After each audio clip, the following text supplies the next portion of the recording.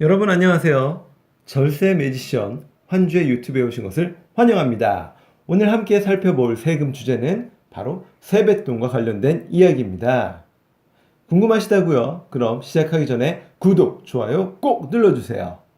본격적으로 시작하기 전에 명절에 할 수 있는 간단한 마술 뭐가 있을까요?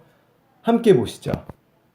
자, 오늘 한번 여러분과 살펴볼 이야기는 곧 다가올 우리 명절과 관련된 이야기인데요. 자, 설에 우리 뭘 하죠?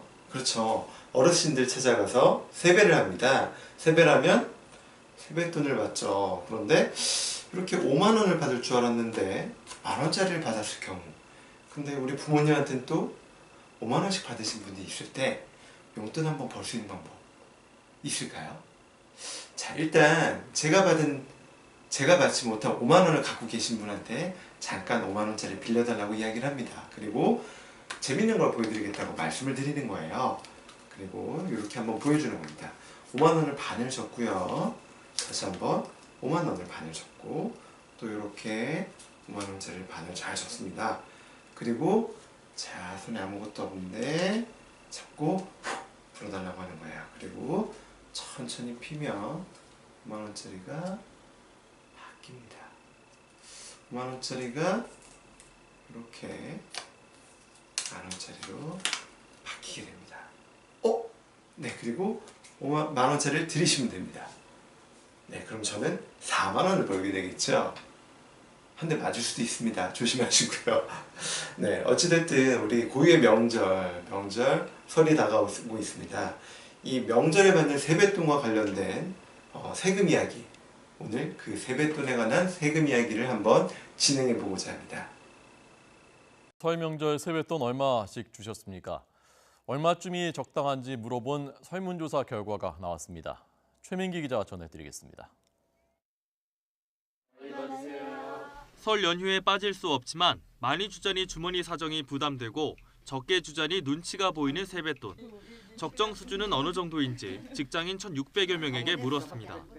10명 가운데 4명은 중고등학생과 대학생에게 5만 원 정도가 적당하다고 답했습니다.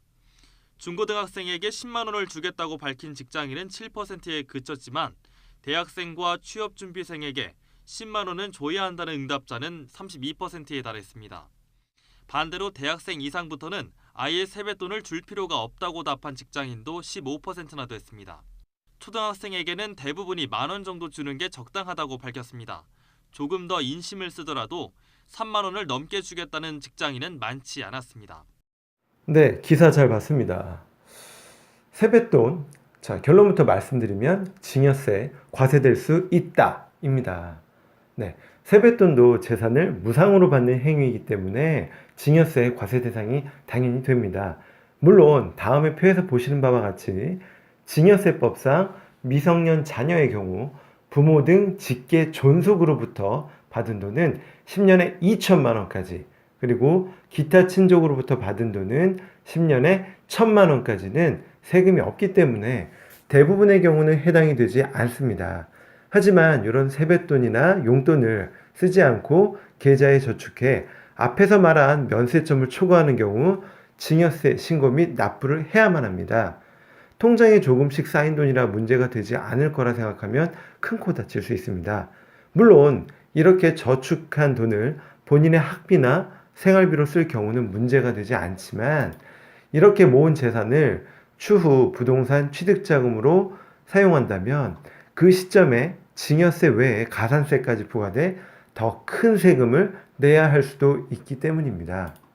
자, 만일 신고하지 않은 금액이 위 금액을 넘는 경우 어떤 일이 벌어질 수 있을까요? 확인해봤을 때는 자녀는 6개월간의 국회 인턴 경력을 제외하고는 근로소득이나 기타 소득은 없는 것으로 파악이 됐고, 동신형 기간 동안에는 석사와 박사 학위를 따는 수학 생활을 했던 것으로 알고 있습니다. 그렇다면 일정한 소득 없이 어떻게 현금 자산이 이렇게 증가할 수? 5녀 1남입니다. 그리고 남편 집은 또 5남매입니다. 다 합하면 집안이 모이면 한 20명이 넘다 보니까, 그래서 애가 하나다 보니까 설날이나 명절 되면 한 200~300만 원씩 월급. 사실 좀 조심스러운 기사를 가져왔습니다. 이분은 공직자이시기 때문에 좀 더 문제가 됐던 것 같습니다. 사실 우리 주변에 이런 분들이 참 많습니다. 그리고 저렇게 세뱃돈 받은 것을 조금씩 모은 것은 문제가 없다고 생각하는 것도 당연하고요. 다만 세법에서 사회통념상 타당하다고 인정하는 금액에 대해서만 비과세를 한다고 되어 있고, 안타깝게도 그 금액이 얼마다라고 정의가 되어 있지 않기 때문에 많은 분들이 나는 괜찮겠지 라는 생각으로 넘어가는 경우가 많습니다. 오늘의 주제를 다시 한번 정리해 보겠습니다. 세뱃돈, 증여세 과세될 수 있습니다. 언제? 면세점을 넘는 금액을 보유할 경우. 어떻게 하자? 자금 출처로 사용하려면 반드시 증여신고를 하자입니다. 자, 이제 잘 아시겠죠? 여러분, 이제 잠시 쉬어가는 페이지입니다. 부모님께 드린 세뱃돈 얼마씩 드리시나요? 5천만 원씩은 드리시죠? 욕하지 마시고요. 농담입니다. 사실 이 주제를 살펴보다 재밌는 세뱃돈 이야기가 있어 이 이야기로 함께 마무리하고자 합니다. 다음의 사진을 보시면 왜 이렇게 말했는지 아실 겁니다. 네, 이제 좀 감이 오시나요? 다가오는 설에는 이렇게 우리의 정성이 들어간 글과 함께 부모님께 5천만 원을 선물한다면 어떨까요? 좀 더 따뜻한 웃음이 가득한 명절이 될 것이라 생각이 됩니다. 다음 시간에는 세뱃돈에도 세금이 있나요? 다음 주제로 경조사금은 모두 비과세일까요?를 알아보겠습니다. 내용이 유익하셨다면 더 좋은 컨텐츠 작성을 위해 구독, 좋아요 꼭 눌러주세요. 감사합니다.